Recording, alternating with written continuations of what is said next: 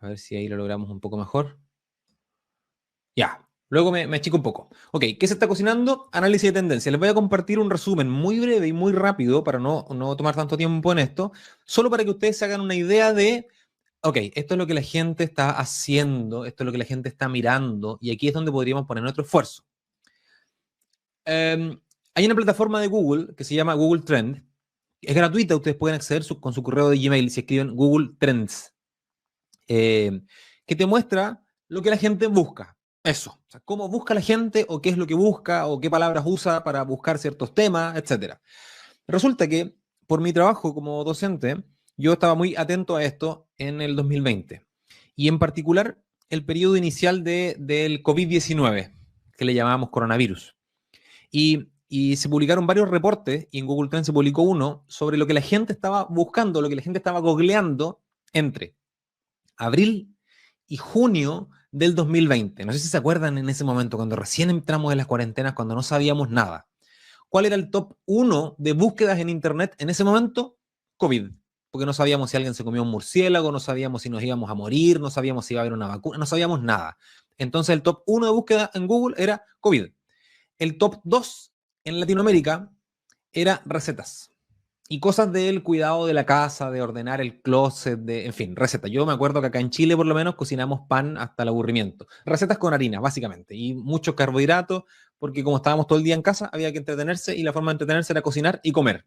Ese era el top 2 de búsquedas, cosas como hogareñas, ¿no? El top 3, tiempo libre. Tiempo libre era hacer ejercicio en casa para no engordar con todo lo que habíamos cocinado. Yo andaba verdaderamente como un hámster acá en mi casa dando vueltas, tratando de que no me saliera panza por todo lo que comía. Pero también tiempo libre en cuanto a series de televisión, videojuegos, juegos de mesa, entretener a los niños, cómo no volvernos locos encerrados en cuarentena. Ese era el tercer top de búsquedas. Y el cuarto, afírmense, bienestar interior. De hecho, en Chile, en agosto se publica una noticia que dice ansiedad, la palabra más buscada en Google durante la pandemia. Y bienestar interior es medio genérico, pero básicamente lo que la gente estaba experimentando en ese momento pandémico era temor a la cesantía, temor al endeudamiento, temor a la muerte, temor a la soledad, o experimentaron la soledad. Nos dimos cuenta, por ejemplo, se publicó un estudio sociológico respecto a la cantidad de viviendas per cápita. Y nunca en la historia de la humanidad habían habido tantas casas por habitante, porque siempre una casa o una vivienda, un departamento, lo que fuera, era para más de una persona. Siempre. Yo vivía con mis padres, me caso y me voy a una casa con más gente, ¿no? Con mi esposa, mis hijos, etc. En cambio, ahora nos dimos cuenta que había un montón de gente que vivía solo. O sea, que las viviendas eran unipersonales y quedaron en cuarentena y quedaron solos. Entonces hubo una tremenda búsqueda de bienestar interior. Y adivinen qué pasó en Internet. La gente comenzó a publicar contenido de bienestar interior. Yo supongo que ustedes se acuerdan cómo era en ese momento. Hagan memoria, entre abril del 2020 y junio, julio del 2020. Uno entraba a Instagram y estaba lleno de frases de superación, frases de espiritualidad, frases motivacionales, videos, en fin, extractos de charlas. Los podcasts explotaron, los libros sobre desarrollo personal, sobre psicología positiva, sobre espiritualidad, consejos de todo tipo. Y obviamente esos consejos venían desde distintos mundos, de distintas espiritualidades, de distintas cosmovisiones, de distintas religiones, de distintos credos, de distintas formas de ver la vida, ¿no?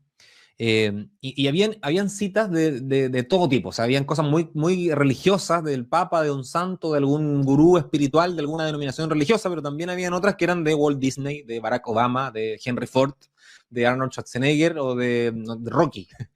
Como que había mucho de eso. Y la gente consumía de ese contenido. ¿En qué estábamos nosotros en ese momento? Hagan memoria abril, mayo, como en esta fecha, junio del 2020.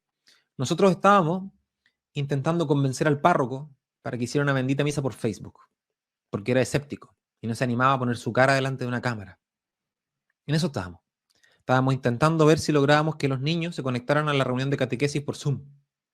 Estábamos intentando básicamente hacer exactamente lo mismo que hemos hecho durante las últimas décadas, pero ahora con una webcam por delante. Y claramente la fórmula no funcionó mucho. Es lo que el Papa Francisco ha llamado pastoral de conservación.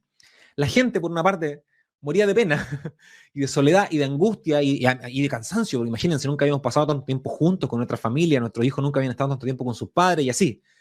Y nosotros acá en Católicolandia, en nuestro mundo paralelo, estábamos tratando de que la gente hiciera misas online.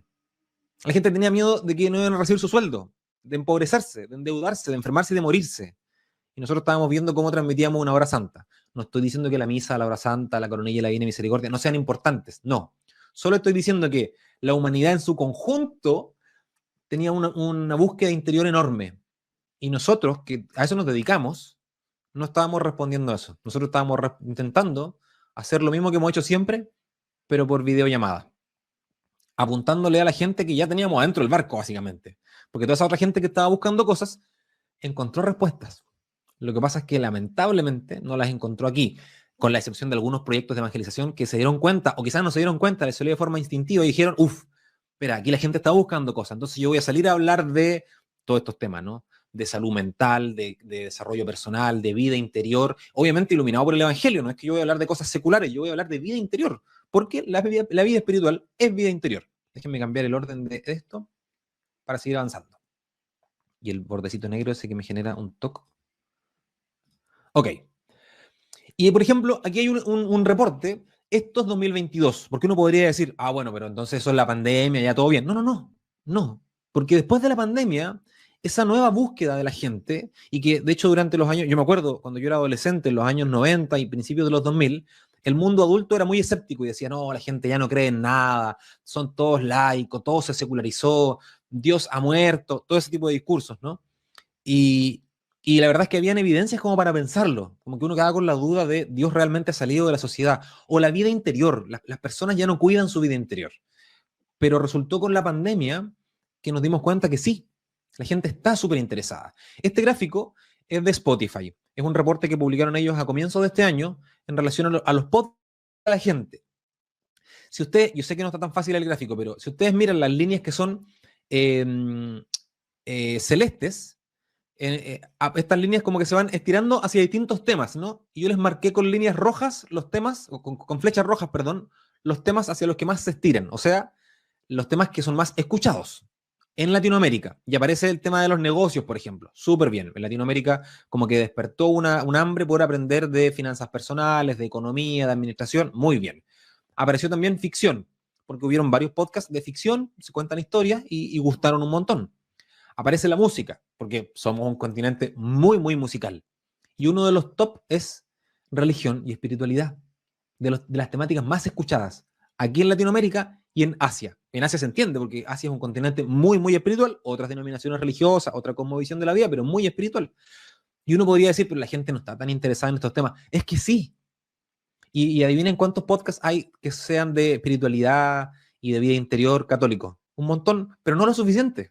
Y de hecho hay un montón de esos podcasts que ahora tienen libros, tienen páginas web, venden productos, venden servicios en distintos países. En México, yo sé que varios de ustedes son de México, hay un montón de esos podcasts. Como de entrevistar a alguien que lo pasó mal en su vida y nos cuenta cómo ahora lo hizo para superarse y para enfrentar esas dificultades. Esto es una luz, esto es esperanza, porque esto habla de que la gente sí está interesada en nuestros temas. Lo que pasa es que probablemente la forma en la que los estamos comunicando no está empatizando mucho. O sea, cómo llegamos a nuestras audiencias no está empatizando mucho. TikTok publica un reporte a comienzos de este año y dice, ¿qué es lo siguiente? ¿Qué es lo que sigue? Un reporte de tendencias. Y el reporte la verdad es que es gratuito. Si ustedes escriben TikTok Report, les va a aparecer un PDF descargable en formato story para leer en el teléfono. Y aparecen tres tipos de tendencia. TikTok dice, estos contenidos son los que a la gente les gustan. Uno, entretenimiento accionable. Si yo quiero, o sea, ¿a qué se refiere con entretenimiento accionable? Si yo quiero que las personas hagan una acción, tengo que captar su atención entretenido, o sea, entreteniéndolos. No solo tengo que decirle, oye, ven a mi retiro, participa en mi peregrinación, inscríbete en mi curso o en mi encuentro o en mi no tengo idea, sino que tengo que cautivarlos y ganarme su confianza usando el entretenimiento. De esa forma voy a generar confianza, o sea, ganándome su favor en el fondo, cayendo bien. No es que tengamos que vendernos y convertirnos en payasos, pero sí a tomar una actitud de tengo que ser lo suficientemente atractivo, carismático, en el buen sentido de la palabra, seductor, con la forma en la que comunico para que la gente diga, wow, o sea, sí, quiero prestarle atención a esta gente. Y tristemente, muchas veces no somos así. Otra cosa que TikTok pone de forma textual, construir ideales de comunidad. Y es muy lindo los temas que TikTok destaca, como temas que se consumen mucho en TikTok. Dice, crianza, relaciones de pareja, amigos y relaciones con el entorno. Que básicamente podría ser el temario de un retiro de parejas, o podría ser el temario de un retiro de familia, o podría ser el temario de estos primeros meses del año de la catequesis de primera comunión. Sin ningún problema. Crianza, relaciones de pareja, amigos y relaciones con el entorno. Y si ustedes hacen memoria, seguro se han encontrado en Internet con un montón de estos temas, tratados desde distintas perspectivas. Y los católicos que hablan de estos temas, ¿dónde están? Los hay, pero no son los suficientes todavía, son poquitos. Y el último, crear espacios de alegría, porque la gente entra a mirar redes sociales principalmente no a formarse, no a aprender cosas, entran a pasar un buen rato. Nos puede gustar o no nos puede gustar, juzguémoslo después. Después decimos, oye, eso es un vicio, está bien o está mal. Pero el dato que tenemos es que tú y yo, cuando desbloqueamos el teléfono, es porque queremos pasar un buen rato. Por lo tanto, el contenido orientado a mejorar el día a día de las personas le va a ir bien, básicamente. Entonces, si yo estoy en una actitud de cómo hago para mejorarle el día a esta gente, qué mensaje positivo puedo dar, cómo los puedo alegrar, cómo puedo darles, por ejemplo, consejos, trucos, recomendaciones para lo que sea. O sea, podemos hacer algunos que sean explícitamente religiosos, litúrgicos, piadosos, esos son fundamentales. Y podemos hacer de los otros también. ¿Podemos hablar de finanzas personales desde un punto de vista espiritual o iluminado por el Evangelio? Seguro que sí. ¿Podemos hablar de alimentación iluminados por el Evangelio? También. ¿Podemos hablar de amistad? ¿Podemos hablar de trabajo? ¿Podemos hablar de organización del tiempo? ¿Podemos hablar de mil cosas? Podemos hablar de todos los temas. Porque Jesús se encarnó, por lo tanto, toda la humanidad está trastocada por el Evangelio. Con estos tres temas que TikTok nos propone, yo solo quiero levantarles la inquietud de podemos hablar de espiritualidad, podemos hablar de vida interior, podemos hablar de nuestra fe y no tenemos que tener temor de que vamos a caer mal, a no ser que, claro, que nuestra predicación sea solo una predicación moral y cada vez que aparecemos a decirles cosas a la gente le decimos lo que tú tienes que hacer es esto y lo que tienes que dejar de hacer es esto otro. Ahí la verdad es que no nos va a ir muy bien. Ese camino, ese paso probablemente es un paso segundo o tercero. Otro dato de este año también. Supongo que conocen Busca Libre. Es un sitio web que vende libros en Latinoamérica y los distribuye por todas partes, en España también. Y dice, las categorías más vendidas son bienestar, espiritualidad, desarrollo personal y autoayuda. La estadística es de la semana pasada. Entrevistaron al director regional de Busca Libre y el tipo dijo, esto es lo que más se vende. Y si ustedes piensan en los libros que probablemente tienen a la mano, son de estos temas. ¿Cuántos de esos libros son de personas católicas? Un par. ¿O de personas cristianas? Un par. ¿Cuántos son de otras denominaciones, espiritualidades, cosmovisiones y formas de vida? Un montón. ¿Por qué no están esos libros publicados? Ah. ¿Podría yo comentar libros? Por supuesto. ¿Podría yo hacer mi video del mes y decir, oye, te voy a recomendar un libro de crecimiento personal, de desarrollo personal, de bienestar interior, de espiritualidad, y puedo recomendarte los clásicos de los santos y los padres de la iglesia, y también te voy a recomendar uno de un autor contemporáneo que tiene algunas cosas que están bastante bien? Claro que puedo. Y ese contenido la gente lo está consumiendo. Probablemente tú también estás leyendo esos libros, pero todavía no te animas a hablar de ese libro en tu contenido pastoral. Les dejo el último desafío. Con esta idea cierro. Que se queden con este concepto. Repensar las narrativas proféticas. Yo estoy seguro que varios de ustedes son expertos en Biblia, en Sagrada Escritura, y con esto que voy a decir se van a agarrar los pelos y van a decir, ¿qué está haciendo este tipo? Pero síganme el juego, por favor, porque voy a hacer una simplificación de las narrativas proféticas. Con esta última idea me quedo. La narrativa de los profetas, o sea, el mensaje que le decíamos las personas que trabajamos para el bando de Dios al resto era, en el Antiguo Testamento, un profeta le hablaba al pueblo de Dios y le decía, si tú eres amigo de Dios, si sigues sus preceptos, si te llevas bien con él, vas a prosperar en lo económico, vas a vivir hasta viejito, no te vas a enfermar, vas a ser súper fértil y vas a tener un montón de hijos, tus silos van a estar llenos de grano, le vas a ganar a tu enemigo al filo de la espada. Eso era la promesa. Y esa era la preocupación de la gente en el Antiguo Testamento. Nadie estaba preocupado del cielo, ni del infierno, ni del pecado. Estábamos preocupados de ganarle a los filisteos, a los amonitas o a cruzar Jericó. Eso estábamos preocupados. O de que tuviéramos muchas cabezas de ganado o que hubiera mucho grano en nuestros silos. Esa predicación tendría sentido hoy día poco. O sea, yo dudo que tú tengas ganas de ganarle a tu enemigo al filo de la espada. O de tener muchas esposas. Espero que no. Como por ejemplo la gente del Antiguo Testamento. En el tiempo de Jesús, la narrativa profética cambia. Porque, por ejemplo, la economía cambia, lo social cambia, ya no había enemigos a los que enfrentar al filo de la espada, ya no habían familias numerosas, y Jesús empieza a hablar de lo existencial. Entonces, cuando, por ejemplo, le dejan colgando a un paralítico, le abren un boquete en el techo, le dejan colgando a un paralítico, Jesús primero perdona sus pecados y después le arregla la parálisis. Y habla del mundo, de la vida, después de la muerte, un tema que en el Antiguo Testamento aparece casi nada. Y le dice, oye, mi padre tiene una casa con muchas habitaciones y lo vamos a pasar fantástico si es que tú sigues mis preceptos y nadie va al Padre sino por mí. Y todo ese mundo, ¿no? O ese mundo existencial que trasciende lo temporal, ¿no? Esta persona está enferma, será por su pecado o por el pecado de sus padres. Toda esa temática. Y a esa gente del tiempo de Jesús le hacía mucho sentido. Te pregunto, ¿cuál será la narrativa profética que tenemos que usar hoy día? ¿Qué le aqueja a tu vecino? ¿Qué le aqueja a tu primo? ¿Qué le aquejan a tu familia? A los que están en la habitación del lado que no están escuchando esto. Yo conversaba hace un par de semanas atrás con un par de adolescentes, un par como 5 o 6, y ellos estaban preocupados porque querían comprarse zapatillas nuevas y estaban muy atrasados en la moda. Y uno de ellos, su preocupación era que le gustaba una chiquilla y no sabía cómo decirle. Ese era su dolor, no era ganarle a los filisteos ni conquistar Jericó o tener muchas cabezas de ganado o sus silos llenos de grano. Tampoco era saber si había muchas habitaciones en la casa de su padre. Era ver cómo le digo a la chiquilla que me gusta, que efectivamente me gusta. Ese mismo fin de semana, de esa semana, tuve una reunión con mis amigos y la conversación era acerca de nuestros hijos. Y esa era nuestra preocupación. Y más de algunos estaban un poco preocupados porque faltaba poco para llegar a fin de mes. Esa era su preocupación. Y entonces la inquietud es, ¿cómo puedo yo tomar la narrativa profética que habla de que una vida con Dios es mucho mejor que una vida sin Dios y que la experiencia del encuentro con Jesús transforma nuestras vidas? ¿Cómo puedo tomar ese mensaje y refrescarlo? Porque lo que le pasa a la buena noticia es que solo suena como algo bueno, pero no nuevo. Y en Internet se nos nota un montón. No sé si entienden la diferencia, ¿no? Suena como algo bueno, pero no nuevo. Por ejemplo, si yo a ustedes les digo, tanto amó Dios al mundo que envió a su único hijo para todo aquel que crea, etcétera, ustedes dicen, claro, estoy de acuerdo, ¿verdad? Y yo sé que eso es bueno, pero no se siente novedoso. Entonces no se siente rico, no se siente evangélico, porque ya me lo sé.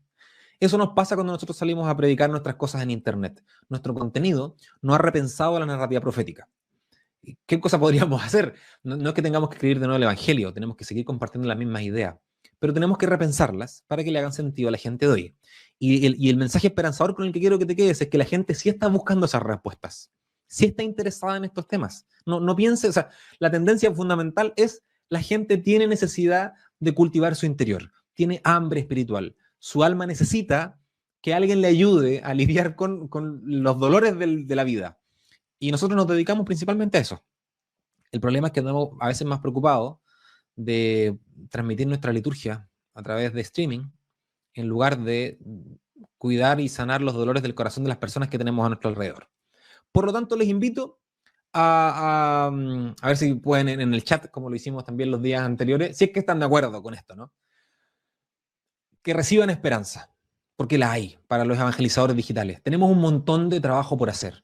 Hay espacio para nosotros en Internet. Deja de creer que la gente no está interesada en su vida interior y ponte a trabajar para acompañar sus vidas con respuestas creativas, frescas e inspiradas en el Evangelio. Tal como nos mostró Mauri recién, cosas creativas, cosas frescas, cosas inspiradas en el Evangelio. Tenemos mucho terreno fértil y no lo estamos aprovechando del todo. Si estás de acuerdo con esto, te invito a que le hagas clic al aceptar y Mauri. Va, te saqué. Ahí sí. Hola Sebas, buenísimo. Buenísimo, te agradezco un montón. Quiero conectar, la verdad, que hemos hablado un poco de los podcasts y del tema de la espiritualidad con un testimonio de uno de los podcasts más importantes que tiene América Latina, religioso, que es el podcast que fundó el padre Juan Carlos Vázquez, que es diezminconjesus.net. También un alumno de Catholic Link y que nos va a contar un testimonio súper bonito que me va a ayudar, nos va a ayudar a conectar con el gran anuncio que tenemos hoy día para cerrar este gran evento de la Semana del Evangelizador Digital, que creo que ha sido muy lindo y lo queremos cerrar con broche de oro, con un lindo anuncio. Primero, cómo empezamos con el proyecto. Empezamos al principio con una señora que sus hijos se iban a veranear en la montaña en España y nos sugirió, bueno, le sugirieron a un sacerdote si le podían mandar unas meditaciones, ya que no podía ir el sacerdote allá. Y entonces este sacerdote, que le conocía yo de mi época en Roma, hizo un equipo de gente y nos fue pidiendo a varios que colaboremos con esto. Entonces le enviamos unos audios de 10 minutos, siempre se llamó 10 minutos, y él agarraba y lo subía a una Dropbox, y en el Dropbox mandaba a todo el mundo sus contactos y cantidad de chicos, no solo los hijos de esta señora, sino después mucha gente empezó a usarlos y se vio que era un producto bueno, pero claro, subir al Dropbox luego la difusión de los enlaces era todo un poco complicado. Hasta que uno de los sacerdotes del equipo, esto duró varios meses, uno de los sacerdotes del equipo hizo un grupo cerrado en WhatsApp y empezó a meterlos ahí. Y eso empezó a crecer como pólvora. Yo dije, ok, voy a hacer lo mismo aquí en Ecuador. Y también a los 3 días tenía como 700, 800 ecuatorianitos, que para mí era una cosa de locos, ¿no?